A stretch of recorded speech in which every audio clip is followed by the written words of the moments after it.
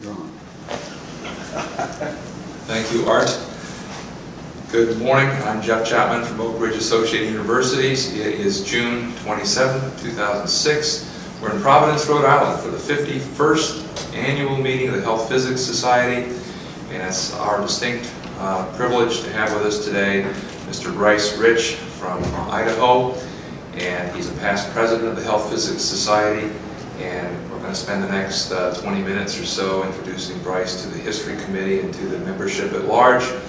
And with that, thank you very much, Bryce, for being here today and Thank you. Chatting with us a little bit about your life and times as a tinkerer in health physics and a contributor to the society. And with that, let me just start by asking, how did you get into the profession of health physics? What was it when you were a child, and where were you as a child? And what was going through your mind at the time? I was born and raised in a small, remote farming community in southeastern Idaho. I just was raised to know that I needed an education. Didn't know what it was. Didn't know what I was going to use it when I got it, and I decided on physics and mathematics until I found something I really liked. And then I graduated in physics and math because I didn't find anything else I liked. Worked my way through school. And this is what university? In Idaho State University. Idaho State University in Pocatello, Idaho, and that was 1953. My. When I graduated, I didn't have a clue what I was going to use my degree in. I was really a country boy, very unsophisticated, still am. But I bet you were really good with equipment and putting instruments together, right? My country upbringing equipped me to be able to the practical side of things, fixing things. And so at the time I graduated, they were just starting up the chemical processing plant at Idaho, just in the beginnings of the site. And they advertised for a position in health physics. Physics sounded like physics to me, so I applied and was accepted into the program, highly classified. And so as I entered the field, I've always said that the field discovered me, and it was a perfect fit. It was exciting. It was a field of protection of people, and a variety of things. I wasn't stuck on a bench. A good professional health physicist gets involved and understands the program, every operation. Well, what's the first task your boss gave you? I want you to do this. I was assigned that they were just charging fuel, highly enriched uranium fuel, to the Idaho Chemical Processing Plant to recover extraordinarily expensive and valuable highly enriched fuel in the 80+% uranium-235. Of course, criticality problems, but a lot of radioactivity. I can recall personally working with people that had come out of the program at Oak Ridge. They were fellowship graduates. And at that period of time, as we were starting, they were experimental in nature. And so it was, everything was new. Everything was a discovery program, even at the production level. And so the health physics was done by master's level people. And quite frankly, the program was relatively mature at that time. The program had been transplanted from Oak Ridge, where the pilot plants were, straight to the production plants in Idaho. And I can recall personally standing in we had spills as a part of the discovery process of what works and doesn't. I can recall one spill in the access corridor where the maximum range on the survey instrument I had was 500 rad per hour. And I approached the spill and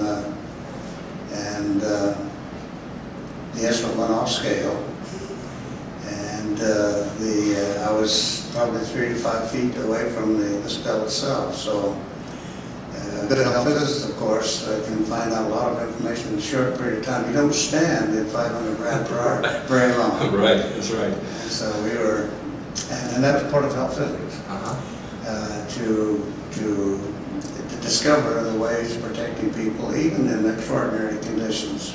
Were you on the phone with the Oak Ridge folks quite frequently as to what was going to be shipped up? And the relationship with Oak Ridge was, they had a lot of Oak Ridge people there during the startup. So the transition of the technology to the production level was effective. And was it that connection then that led you to the fellowship program itself? Yes, it was apparent to me immediately that in order for me to compete, and my ideal to the people that were my mentors, the people that had gone through the fellowship program, so I applied for an AEC fellowship program. And of the 8 programs that were available, I decided on the Vanderbilt University Oak Ridge internship, and to retrace the steps of the people I was working with had taken. Yes, 55, 6, 54 and 5 was the school year, the period that I went back to the AEC fellowship program. KZ Morgan, Elda Henderson, and Myron Fair were the teachers that were the people that provided the instruction in the program. They traveled from Oak Ridge to, on a rotating basis, to Vanderbilt University and taught courses in radiological safety.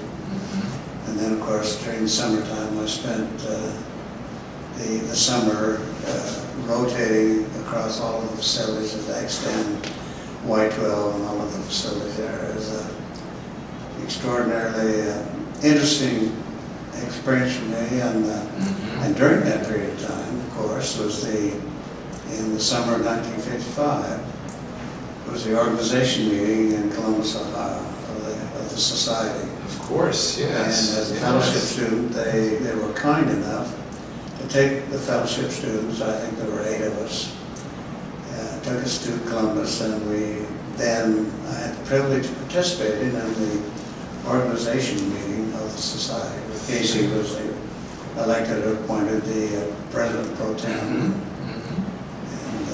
Do you keep in touch with any of your peers today from of the 8, for example? Yes. Who would that be? Well, it's Pruitt and just a number of them that, and several of them have stayed in health physics, but several of them have gone on to other applications. So was John Oxshire there? No, he was earlier. He was at Oak Ridge, and I didn't really get to know John until a few years later. In my experience. So. Any comical stories about those 2 years in Oak Ridge with your peers? And well, I can recall Dr. Anderson, Elda Anderson, was the mother of the program, and we were her kids. And I can recall as we were winding up the program, she had an interview with all of us, and I'm not sure what she asked others, but she said, Bryce, I really want you to reflect well upon the profession. And she gave me a little pep talk, and quite frankly, that's been a challenge I've tried to do, just exactly what she asked me to do. I think you have. Everything that we could to reflect well upon. So there was a pride in health physics. KZ and I think there were 7 others spent the summer at the University of Chicago as the Manhattan Engineering District was beginning. and they formed the profession of health physics. And of course, the 3 sites that were created were Oak Ridge and Hanford and Los Alamos. Then Idaho and Savannah River came along very shortly after that. But the field of health physics was relatively mature, starting with the weapons production program of the Manhattan Engineering District. And when I was there in '55, which is about 10 years after the program started in '42, well, '55 was when I was there. All of the elements of our comprehensive radiological protection program were in place. Air monitoring, contamination monitoring, constant air monitoring, and it was a relatively mature program. Now we've improved over the years. I've done research and development in instrumentation and developed instruments and things like that, but fundamentally the principles were in place. So you wound this program up in '55. Then I went back to Idaho. And decided there's no place like home, or was there? Yes. I had married just before I accepted the fellowship program. I had never been out of the state of Idaho before that, and so it was a real experience to travel clear across the country. And we had a first child, a little baby girl, while we were in Oak Ridge. So I was anxious to get back to full-time employment. So I continued to work at the chemical processing plant, and then during that period of time, the contractor was opening up they had purchased 8 mines in just out of Grand Junction, Colorado. And they asked me to go down and establish the radiological safety program at those 8 mines and a mill that they constructed, which I did. And that was a discovery process. Everything was new, and I had the background, of course, that I could work my way through the program, and it was an exciting time. By any chance, we interviewed Arthur Scott yesterday, who did a lot of work out there as well on the radon generation. Did you ever run into Arthur Scott? I didn't run into Arthur, but radon was extreme. We used to take air samples in the mines, of course, high ventilation. You get into certain parts of the mine at 800 feet down, I take an air sample, and you read it with we read it with a Junometer. We calibrated, and it read several tens to 100 millirem per hour from radon daughters, just to give you an idea. Oh my. And so, of course, the protection programs involved high ventilation, and it was an introduction to a new world. Oh, absolutely, absolutely. And then when I got back to Idaho, after about another 6 or 7 years at the chem plant, and I was asked to lead the radiological safety program with a new reactor, a high test reactor, the engineering test reactor. And, the ETR, right? At the ETR. And I worked there at that for 4 years. And then I was recruited to join Lawrence Livermore Laboratory in Nevada, and had the responsibility for the radiological safety program for all of the weapons tests that Lawrence Livermore Laboratory conducted at the site. And this is in what years? And that was in '63 to '66. And that was really exciting. Yes, quite a difference from radon to weapons. Weapons testing. We just began the underground weapons testing program, but again, that was experimental and new to try to maintain a containment. And I can remember remember getting up and leaving at 2 in the morning so we could be there at sunrise. We designed programs to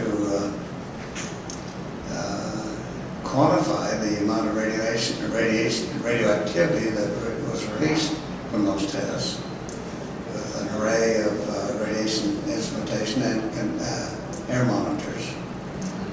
And by any chance, do you know who's credited with the T to the minus 1.2 fall off in the atmospheric? I don't, but we used it all the time. Yeah. No, so it wasn't you. Yeah, it was strictly empirical. The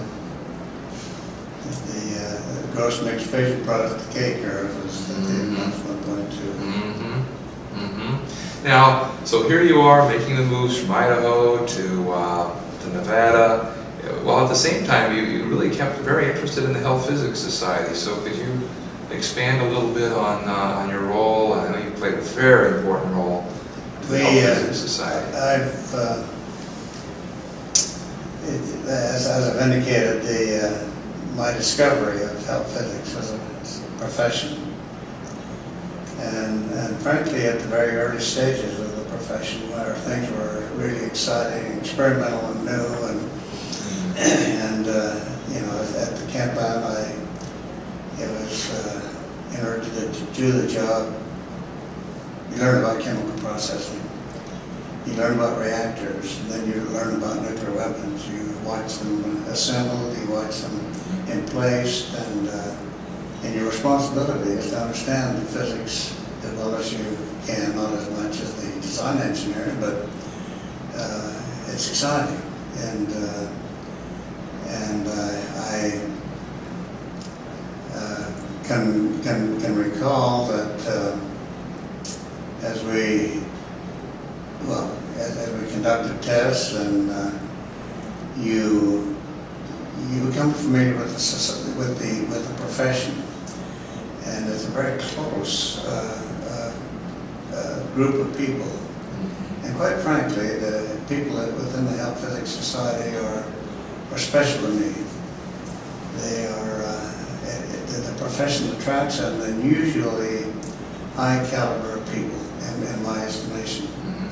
And as a consequence, that fellowship became really important to me. And so I have always maintained and was fortunate in having worked for employers that encouraged that participation and supported the participation. So I was able to go to the meetings and volunteer. I can recall during those very early days, in 1960, I think, the certification program, and they grandfathered in 100 of the original people as certified health physicists as the examples of the right out of the fellowship program primarily. Well, just people that were practicing and clearly professional people that represented what a certified health physicist ought to be. And they set kind of an age limit, and I missed it by about 6 months. So I submitted. I must have submitted 100 questions for the exam. The very first. For the problem pool that they were developing. And I applied for a certification and took, well, I think it was the second exam. It was conducted in Las Vegas. Is that right? And I was confident that I would, for all the questions that I had submitted, and as luck would have it, there wasn't a single one that I had submitted that was on the exam. And there you were in Vegas as his luck. Right. So anyway, I was successful in passing that initial exam. That was in 1961. Yeah. And so one of the first few, and then of course I had a driving interest in the certification program because it represented the profession, true professionalism in health physics. And And so I volunteered and was accepted to serve on the examination panel for about 10 years. And then I served as secretary and chairman of the American Board of Athletics for 3 or 4 years, I think. And then when we formed the academy, I was fortunate enough to be chosen as the first president of the academy. The academy. That was in, I forget what that is, 19, I've forgotten. Yeah, so in the 60s. It's been so somewhat later. We fast forward to 1981 and 82, you're in Idaho, right? Yes. Back to Idaho Back from to Nevada. Idaho, yes. And somebody approached you to run for president of Health Physics. Who was that and who? You know, I don't remember who asked if I'd be willing to be considered for, but it was such an honor that I indicated that I would be honored to. And I couldn't imagine that they, considering myself in the same league as all of those fine people that had, you know, the great men of the, and women, Ella Anderson and Casey Morgan, and my mentors, and those that were just wonderful people. And extraordinary science. I couldn't envision myself in that same group. Right. But I agreed to them, not thinking that I would have any opportunity to be elected, but I was. And what do you remember most about that year serving as president? As you reflect back on that? I had determined to do the best that I could. And I had some committee assignments in, well, I was working on a committee with IAEA and OECD. So I was traveling to Paris on, and so I determined that I was going to contact and as many of the chapters as I possibly could. And I think I was the first one that visited all of the chapters. And so I was really proud of that. I think I